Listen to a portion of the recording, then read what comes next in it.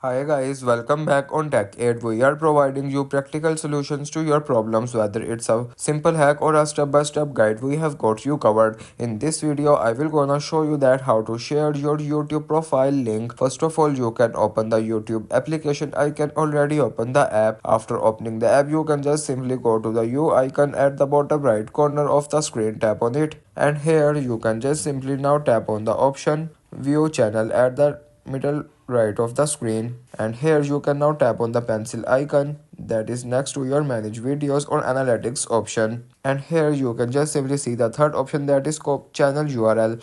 You can just simply tap on the copy option, and here the channel link is copied. You can just simply send this YouTube profile link to your friends or any other app.